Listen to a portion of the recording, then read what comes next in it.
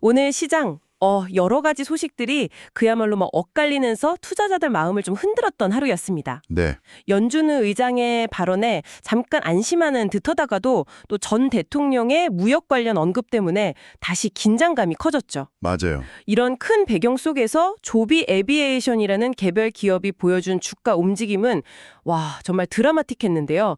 이게 또 흥미로운 분석거리를 던져줍니다. 그렇죠. 오늘 저희는 이 두 가지, 그러니까 시장 전체의 맥락하고 특정 기업의 세밀한 움직임을 좀 연결해 보면서 여러분이 주신 자료 속에 숨어있는 진짜 의미, 그 핵심을 같이 찾아보겠습니다. 좋습니다. 그럼 우선 시장의 큰 그림부터 한번 그려볼까요? 오늘 미국 증시, 뭐랄까, 한마디로 정말 어디로 튈지 모르는 그런 혼조스였는데요. 네. 연준 의장 발언하고 트럼프 전 대통령 발언이 시장을 그냥 위아래로 흔들었다고요. 구체적으로 어떤 내용들이었죠?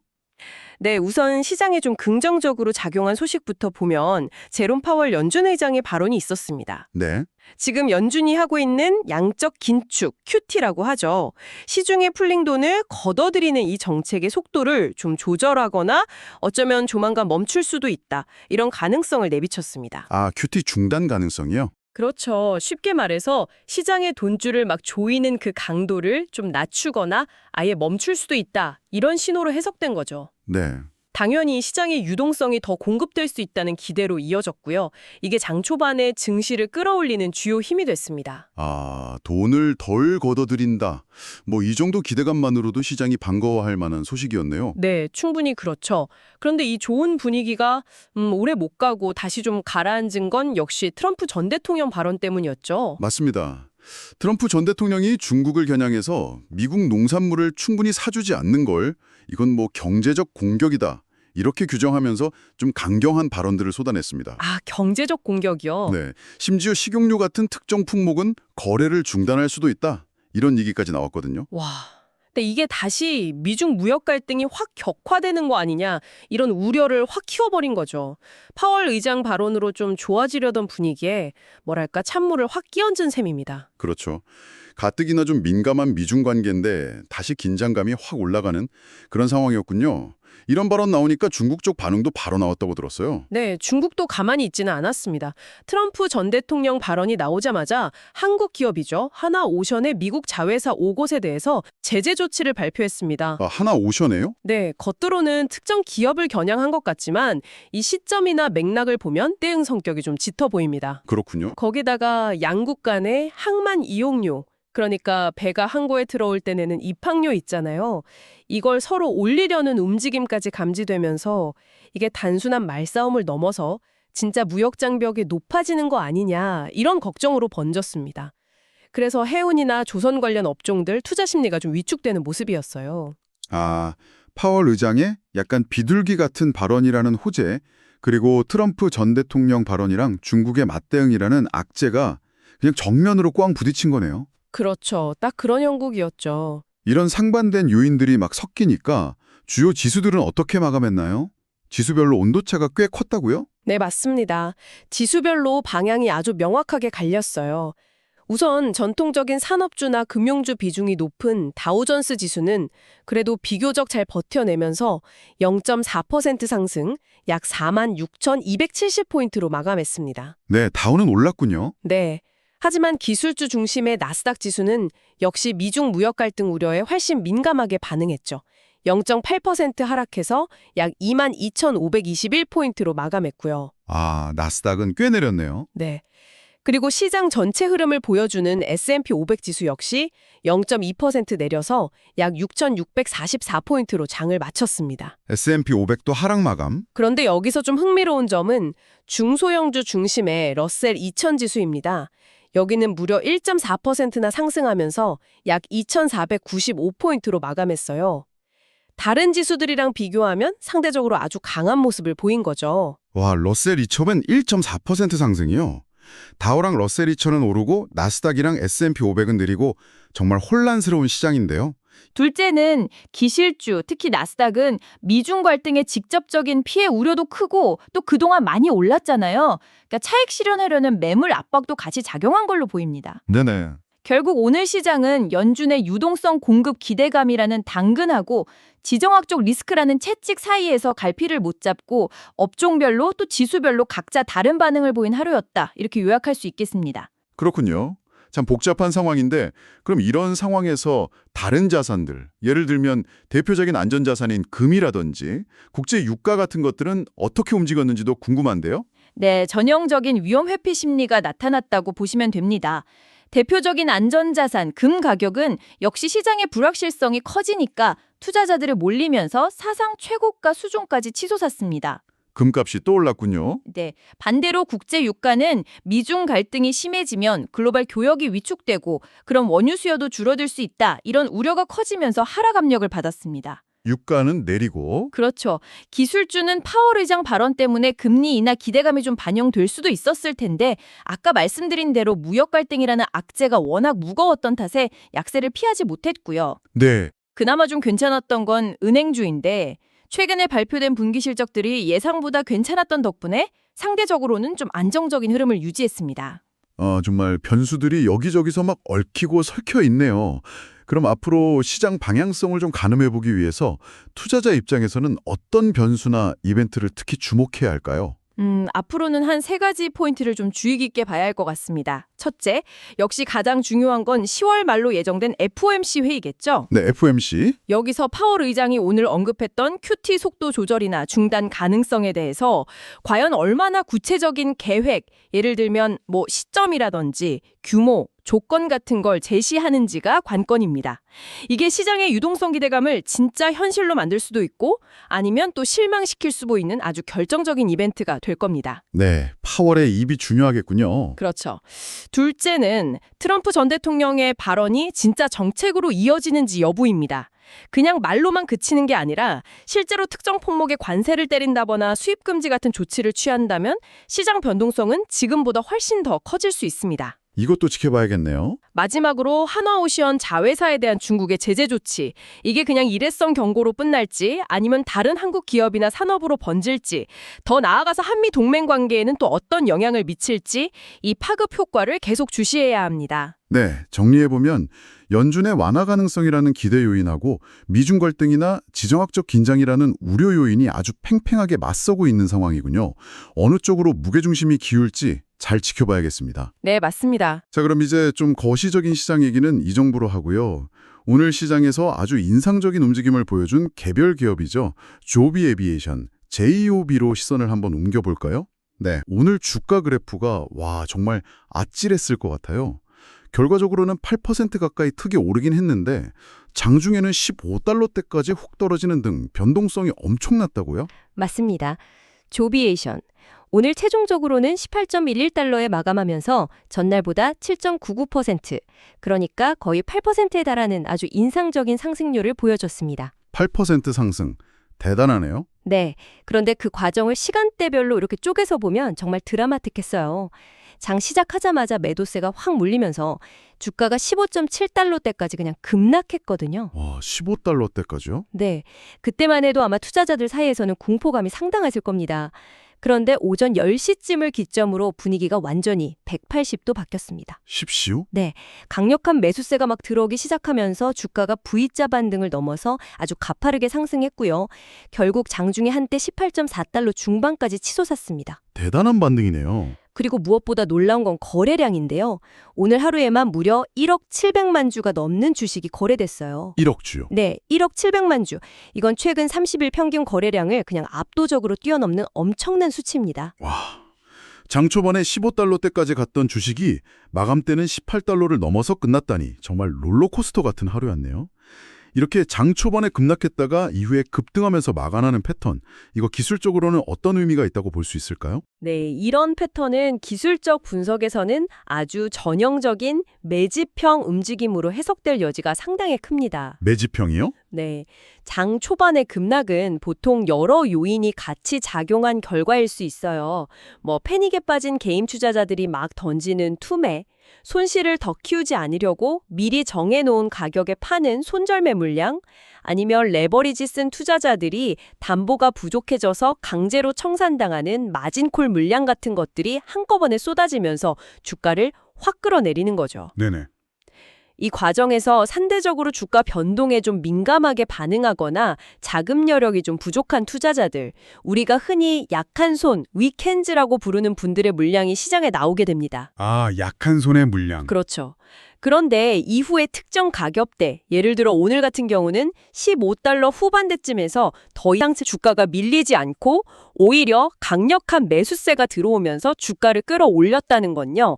바로 그 가격대에서 주식을 적극적으로 사모으려는 강한 손, 스트롱 핸즈, 그러니까 자금력도 있고 확신도 가진 매수 주체가 개입했을 가능성을 보여주는 겁니다. 강한 손이 등장했다. 네, 특히 여기서 중요한 포인트는 장중에 고점을 찍고 나서도 크게 밀리지 않고 종가가 고점 부근에서 형성됐다는 점이에요. 아, 중가 관리가 잘 됐군요. 그렇죠. 이건 단순히 단기 시세 차익만 노리고 잠깐 들어왔다 나가는 단타성 매수보다는 좀 중장기적인 관점에서 물량을 확보하려는 포지션 구축, 포지션 빌딩 성격의 매수세가 들어왔을 가능성을 훨씬 높게 보게 만드는 부분입니다.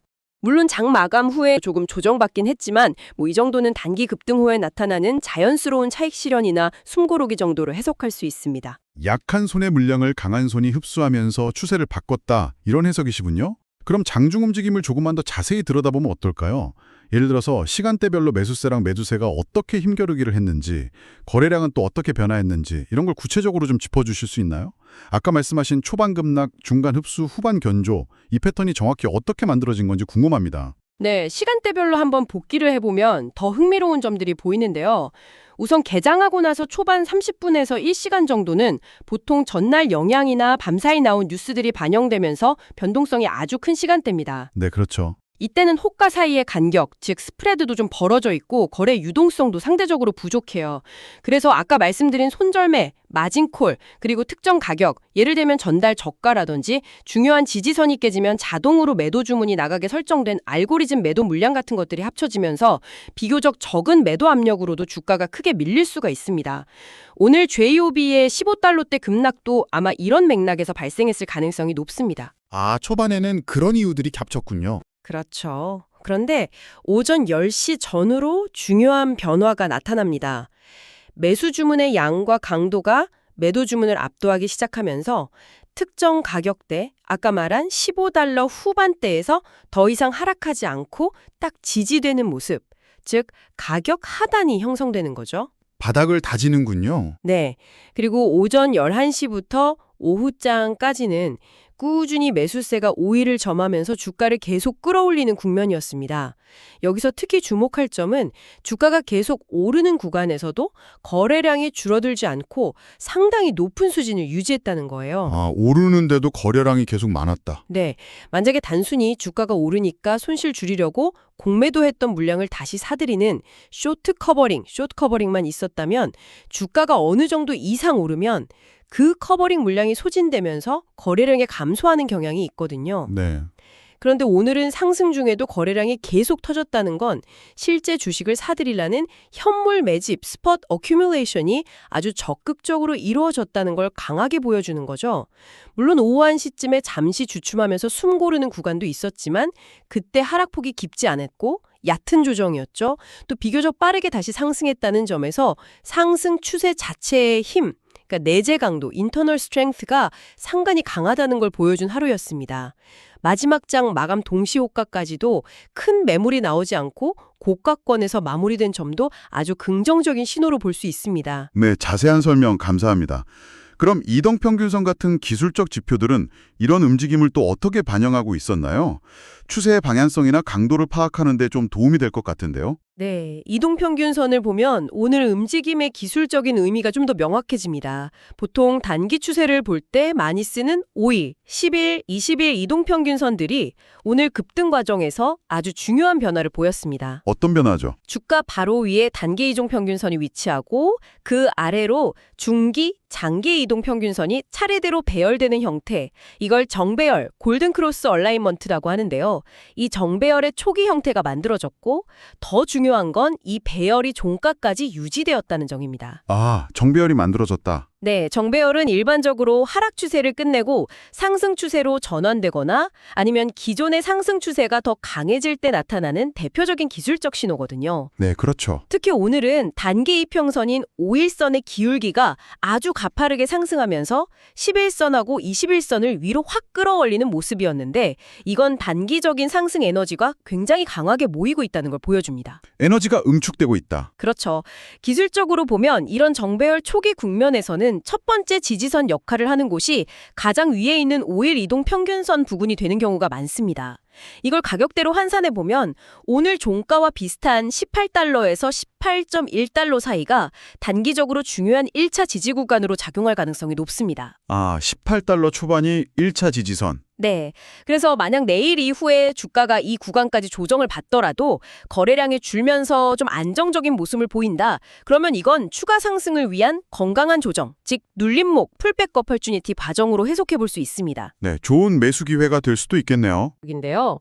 이 아래로 다시 밀린다면 오늘의 급등이 그냥 일시적인 과열 현상이거나 거짓 돌파, false breakout이었을 가능성을 좀 염두에 두고 위험 관리에 들어가야 합니다. 16.8달러가 중요하군요. 네. 따라서 18.0달러는 단기 지지 여부를 확인할 가격대, 16.8달러는 추세가 이탈되는지 아닌지를 판단할 중요한 가격대로 설정하고 대응 전략을 세울 수 있겠습니다. 네, 명확하게 정리해 주셨네요. 그리고 오늘 거래량이 1억 주를 넘었다는 사실 자체도 대단하지만 단순히 거래량의 양뿐만 아니라 질도 중요하다고 강조하셨잖아요. 여기서 거래량의 질이라는 건 구체적으로 어떤 의미인가요? 네, 맞습니다. 총 거래량 1억 700만 주, 이 엄청난 숫자도 물론 중요하지만 그 거래가 어느 가격대에서 또 어떤 형태로 이루어졌는지, 즉 거래량의 분포, 디스트리뷰션하고 강도, 인텐시티를 같이 봐야 진짜 의미를 알 수 있습니다. 분포와 강도요. 네, 오늘 조비아이의 경우는 이 두 가지 측면에서 거래량의 질이 아주 좋았다고 평가할 수 있습니다. 첫째, 분포 측면에서 보면요. 주가가 급락했던 15달러 후반에서 16달러 초반의 저가 구간에서 거래량이 폭발적으로 터졌습니다. 네, 아까 말씀하셨죠. 이게 무슨 의미냐면 그 가격대에서 대규모 손바뀜이 일어났다는 겁니다. 즉, 기존에 가지고 있던 사람들의 매도 물량을 새로운 매수자가 아주 적극적으로 받아냈다는 거죠. 이렇게 낮은 가격대에서 거래량이 터지면 그 가격대가 앞으로 강력한 지지선 역할을 할 가능성이 높아집니다. 아, 저가 매물이 소화됐다. 그렇죠. 그리고 또 중요한 건 주가가 반등해서 17달러, 18달러로 올라가는 구간에서도 거래량이 크게 줄지 않고 꾸준히 높은 수준을 유지했다는 점입니다. 이건 단순히 저가에서만 산 게 아니라 주가가 오르는 걸 확인하고 따라붙는 추격 매수 움직임도 상당히 강했다는 걸 보여주는 거죠. 네, 둘째는 강도 측면입니다. 주가가 오르는 과정에서 보면 누군가가 지정가보다 더 높은 가격에라도 즉시 체결시키려고 내는 시장가 매수 주문이나 위에 쌓여있는 매도 호가를 그냥 잡아먹으면서 올라가는 공격적인 매수세가 꾸준히 관찰되었다는 점입니다. 이건 매수하려는 의지가 아주 강했다는 증거죠. 그냥 사겠다는 의지가 강했다. 네, 이렇게 저가에서의 대량 손바뀜과 상승 구간에서의 꾸준한 거래량, 그리고 공격적인 매수 패턴이 결합되면 다음날 시장 상황이 좀 불안하더라도 주가를 방어해줄 힘이 강하다, 이렇게 해석할 수 있습니다. 그러니까 양적으로도 엄청났지만 질적으로도 아주 의미 있는 거래량이었다, 이렇게 평가할 수 있습니다. 네, 양과 질 모두 좋은 거래량이었군요. 그럼 이런 엄청난 규모의 또 질적으로도 의미 있는 매수세는 과연 누가 주도했다고 봐야 할까요? 개인 투자자들의 움직임만으로는 좀 설명하기 어려울 것 같은데요. 기관 매집 가능성을 높게 보시는 떫떫한 이유가 있을까요? 네, 정확히 어떤 주체가 샀는지 실시간으로 딱 알 수는 없지만 몇 가지 정황 증거들을 통해서 좀 추정해 볼 수는 있습니다. 일반적으로 개인 투자자들이 주도하는 급등은 몇 가지 특징을 보이거든요. 예를 들면요. 예를 들어서 주가가 막 급등할수록 매수 동력이 좀 약해져서 거래량이 점점 줄어든다거나 아니면 장 막판으로 갈수록 단기 차익을 실현하려는 매물이 막 쏟아져서 상승폭을 많이 반납하는 경우가 많습니다. 네, 그런데 오늘 JOB의 움직임은 좀 달랐잖아요. 고가권에서도 거래가 활발했고 장 마감까지 매수세가 비교적 강하게 유지됐습니다. 또 평소 거래량의 4배, 5배에 달하는 1억 주 이상의 이 엄청난 거래 규모는 사실 개인 투자자들의 자금력만으로는 설명하기가 좀 어렵습니다. 그렇죠. 특히 장 초반에 투매가 막 나오는 그 공포 구간에서 오히려 과감하게 대규모 물량을 받아내는 모습은 분산 투자를 하고 위험 관리를 중시하는 전통적인 기관 투자자들, 예를 들면 뭐 연기금이나 뮤추얼 펀드 같은 곳들의 일반적인 매매 패턴하고는 약간 거리가 있습니다. 아, 좀 다르군요. 네. 오히려 특정 이벤트나 기술적 분석에 기반해서 좀 집중적이고 공격적으로 포지션을 구축하는 헤지펀드라든지 아니면 빠른 의사결정으로 시장의 비효율성을 공략하는 증권사의 자기자본 투자 프로프라이어터리 트레이딩 데스크 같은 소위 준기관성 자금의 개입 가능성이 더 높아 보입니다. 아, 준기관성 자금이요? 헤지펀드나 프롭데스크 같은. 네. 이런 곳들은 저가 매수 기회를 포착하면 아주 공격적으로 물량을 확보하는 경향이 있거든요.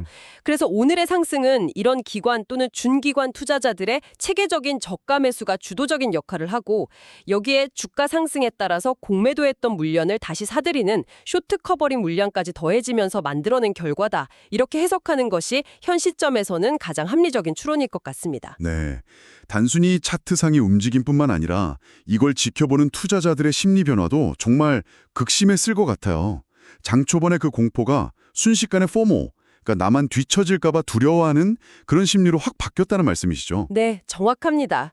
주식시장은 기술적인 요인만큼이나 이 심리적인 요인이 정말 크게 작용하는 곳이거든요. 그렇죠. 장 초반에 주가가 15달러대까지 훅 떨어졌을 때는 기존에 가지고 있던 분들은 아이고 더 떨어지면 어떡하나 하는 극심한 공포를 느꼈을 것이고 또 사려고 했던 잠재적 매수자들은 아직 바닥이 아닐 수도 있겠다 하면서 관망하는 심리가 강했을 겁니다. 네. 그런데 예상과 다르게 주가가 빠르게 반등해서 16달러, 17달러를 회복하고 상승세가 막 가팔라지니까 심리가 그냥 180도 확 변하는 거죠.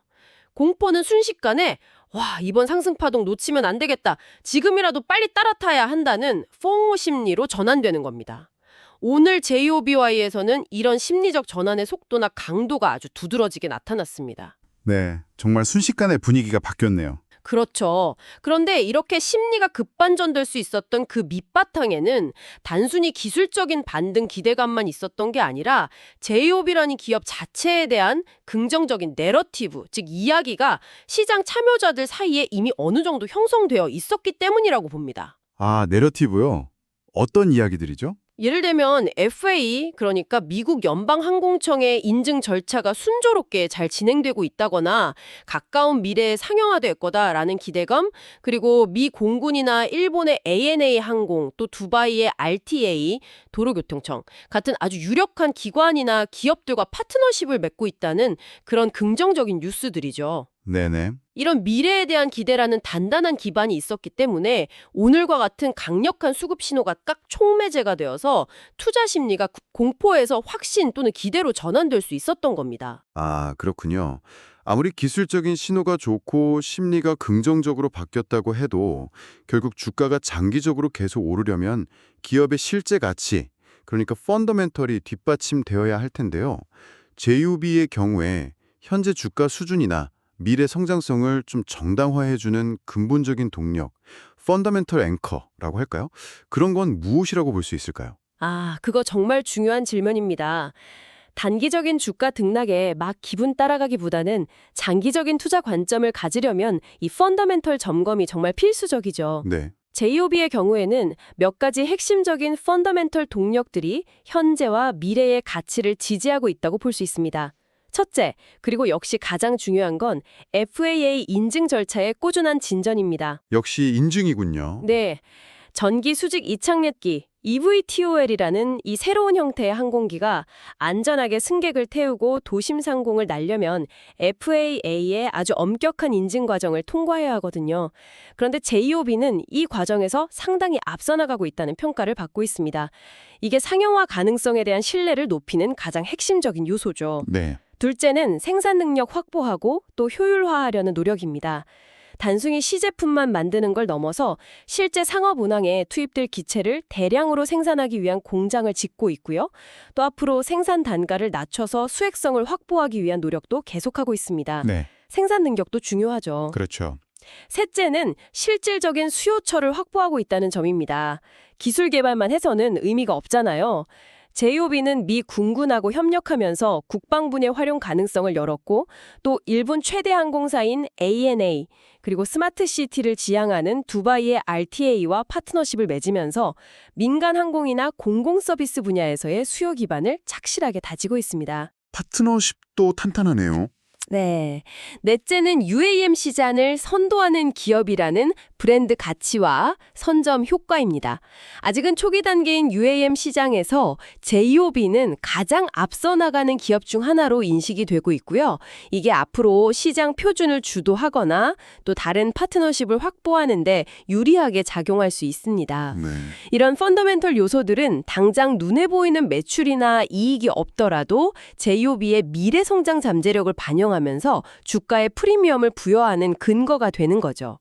특히 FAA 인증 완료나 상용화 시점이 점점 가까워질수록 이런 펀더멘털 가치는 더욱 부각될 겁니다. 그래서 오늘의 기술적 상승 신호는 이런 든든한 펀더멘털 기대감이라는 앵커, 닷 위에서 발생했기 때문에 더 의미가 있다 이렇게 볼 수 있습니다. 예, 펀더멘털도 꽤 탄탄한 기반이 되고 있군요. 그럼 오늘 거래량이 폭발적으로 증가한 것이 앞으로 주가 흐름에는 어떤 영향을 미칠까요? 그냥 단순히 거래가 활발했다, 뭐 이 이상의 의미가 있을까요? 네, 1억 주가 넘는 이 대량 거래는 몇 가지 중요한 의미를 갖습니다. 가장 직접적인 효과는 유동성이 비약적으로 개선된다는 점입니다. 유동성 개선이요. 네, 거래량이 풍부해지면 투자자들이 원할 때 비교적 쉽게 주식을 사고 팔 수 있게 되잖아요. 이게 주가의 급격한 변동성을 좀 완화시켜주는 효과가 있습니다. 예를 들어서 예상치 못한 악재가 터지더라도 매수자랑 매도자 간의 거래가 원활하게 이루어지면서 주가가 너무 과도하게 급락하는 걸 막아주고 또 회복도 빠르게 이루어질 수 있습니다. 소위 가격 발견 기능이 효율적으로 작동하게 되는 거죠. 네네. 또 오늘과 같은 대량 거래는 시장의 관심이 여기에 집중되고 있다는 아주 명백한 증거이기도 합니다. 이건 잠재적인 신규 투자자들의 유입을 촉진할 수도 있고요. 관심이 높아진다. 그렇죠. 다만 주의할 점도 있습니다. 이렇게 거래량이 폭발적으로 터진 이후에 며칠 안에 거래량이 다시 급격하게 예전 수준으로 확 줄어든다면 오늘 고점에서 매수한 물량이 단기적으로는 좀 매물 부담으로 작용할 수 있습니다. 흔히 말하는 고점에 물린 투자자들이 생겨나는 거죠. 아, 거래량이 줄면 안 좋군요. 네, 너무 급격하게 줄면요. 따라서 앞으로 며칠간 평균 이상의 거래량이 꾸준히 유지되는지 여부가 오늘 형성된 상승 추세가 계속 이어질지를 판단하는 중요한 관전 포인트가 될 겁니다. 꾸준한 거래량은 새로운 매수세가 계속 들어오고 있거나 아니면 높은 가격대에서도 손바뀜이 활발하게 일어나고 있다는 긍정적인 신호이기 때문입니다. 네, 거래량 추이도 계속 지켜봐야겠네요. 그렇다면 앞으로 JOB 투자자들이 주가에 영향을 줄 만한 핵심 뉴스나 이벤트로 어떤 것들을 좀 주목해야 할까요? 주가를 움직일 만한 잠재적인 촉매제, 카탈리스트라고 하죠. 그런 건 뭐가 있을까요? 네, JOB처럼 미래 기술에 대한 기대로 움직이는 주식들은 특정 뉴스나 이벤트에 아주 민감하게 반응하는 경향이 있죠. 투자자들이 가장 주목하고 기다리는 촉매는 뭐니 해도 FAA 인증과 관련된 공식 발표일 겁니다. 역시 인증 발표군요. 네. 예를 들어서 5단계로 이루어진 인증 과정 중에 특정 단계를 성공적으로 완료했다거나 아니면 최종 인증이나 상업운항 개시 시점에 대한 구체적인 가이던스가 나온다면 주가에 아주 강력한 긍정적 모멘텀을 줄 수 있습니다. 네. 그 외에도 몇 가지 중요한 잠재적 촉매제들이 있는데요. 첫째는 생산 역량 강화와 관련된 소식입니다. 새로운 생산 라인을 증설한다거나 대규모 설비 투자, 캐펙스를 집행한다고 발표하거나 혹은 생산 효율성을 개선해서 원가 절감 목표를 달성했다. 뭐 이런 것들은 회사의 성장 계획이 차질 없이 잘 진행되고 있다는 신호가 되겠죠. 생산 관련 소식. 둘째는 파트너십의 구체적인 진전 상황 공개입니다. ANA나 두바이 RTA 같은 기존 파트너사들과 시범 운행 노선을 발표한다든지 서비스 개시 일정을 확정한다든지 아니면 또 다른 새로운 유력 파트너와 계약을 체결했다는 소식 같은 것들은 실질적인 사업 확장에 대한 기대감을 높입니다. 파트너십 진전.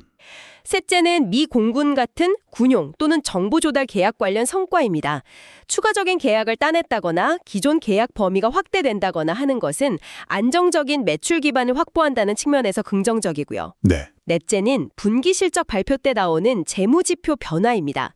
아직은 적자 상태겠지만 현금을 쓰는 속도, 즉 캐시번 레이트가 예상보다 느려지고 있다거나 관리 가능한 수준을 유지하고 있다는 점이 확인되면 재무 건전성에 대한 우려를 좀 덜 수 있습니다. 재무 상태도 중요하죠. 그렇죠. 일반적으로 이런 뉴스들은 주가에 긍정적인 충격, 즉 상방 변동성을 주는 경우가 많습니다. 하지만 반대로 인증 일정이 지연된다거나 테스트 비행 중에 기술적인 결함이 발견된다거나 예상치 못한 규제 장벽이 생긴다거나 하는 부정적인 뉴스는 당연히 주가 하락의 촉매가 될 수도 있습니다. 네. 어쩌면 오늘의 강한 수급은 이런 긍정적인 뉴스 중 일부가 곧 나올 거라는 기대감을 미리 반영하려는 움직임일 수도 있으니까요. 당분간 중요한 뉴스 없이 좀 조용한 기간이 이어진다면 주가 변동성이 다소 줄어들면서 숨고르기 양상을 보일 가능성도 염두에 두어야 합니다. 네, 물론 장밋빛 전망만 있는 건 아니겠죠. 특히 UAM 같은 이런 신기술 분야는 아직 가보지 않은 길이기 때문에 예상치 못한 위험 요인들도 많을 것 같습니다. 투자자 입장에서 반드시 좀 알고 있어야 할 리스크 요인들은 뭐가 있을까요? 네, 기대가 큰 만큼 위험 요인들도 명확하게 알고 투자 결정을 내리는 게 정말 중요합니다. 조비를 포함해서 이런 EVTOL 기업들이 공통적으로 안고 있는 주요 리스크 요인들은 다음과 같습니다. 네. 첫째, 역시 가장 큰 리스크는 일정 지연 리스크, 스케줄 리스크입니다. FAA 인증이나 상업운항 개시 일정이 회사가 제시한 목표보다 계속해서 늦어질 경우 미래 가치에 대한 시장의 신뢰가 깨지면서 주가에 붙어있던 높은 프리미엄이 빠르게 사라질 수 있습니다. 일정이 밀리는 거군요. 그렇죠. 둘째는 자금 조달 및 주식 가치 희석 리스크, 파이낸싱 앤 딜루션 리스크입니다. 본격적으로 매출이 나오기까지는 아직 시간이 필요한데 연구개발이나 생산시설 짓는 거, 인력 확보하는 거 등에는 계속해서 막대한 자금이 들어가야 하거든요. 돈이 많이 들죠. 네, 그래서 추가적인 자금 조달이 불가피할 수 있는데 이때 유상증자 같은 방식을 택하면 기존 주주들의 지분 가치가 희석될 수 있다는 위험이 있습니다. 주식 가치 희석? 이션, 이항, 버티컬 에어로스페이스 등등 수많은 경쟁사들이 EVTOL 개발하고 상용화하는 데 뛰어들고 있습니다. 경쟁사들의 기술 발전 속도나 FAA 인증 경쟁, 또 유력 파트너사 확보 경쟁 같은 것들이 조비의 상대적인 매력도에 영향을 미칠 수 있습니다. 경쟁도 치열하군요. 네, 넷째는 거시경제 환경 변화 리스크, 매크로 이코노믹 리스크입니다. 특히 금리가 올라가는 시기에는 당장의 이익보다는 먼 비례의 성장에 대한 기대로 높은 가치평가, 즉 멀티플을 받는 성장주들의 투자 매력도가 상대적으로 떨어질 수 있습니다.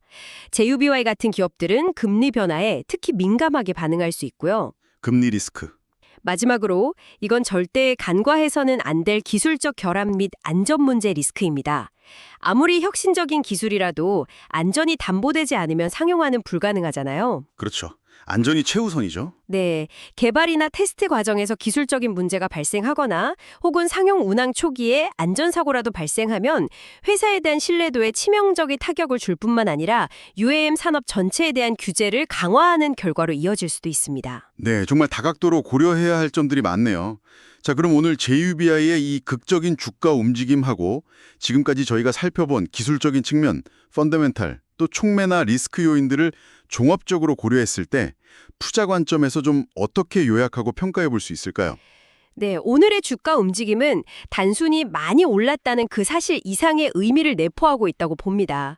이건 그동안 다소 좀 지지부진했던 주가 흐름을 깨고 수급 구조의 질적인 변화가 시작되었을 가능성을 시사하는 아주 중요한 신호탄으로 해석할 수 있습니다. 수급 구조의 변화 가능성. 네, 장 초반 급락을 이용해서 대규모 저가 매물을 흡수하고 상승 과정 내내 꾸준하고 강한 거래량을 동반했으며 또 고가권에서 종가를 마무리하면서 매물을 소화하려는 의지를 보여준 점 등은 기술적 분석 관점에서 볼 때 매우 긍정적인 시그널입니다. 네.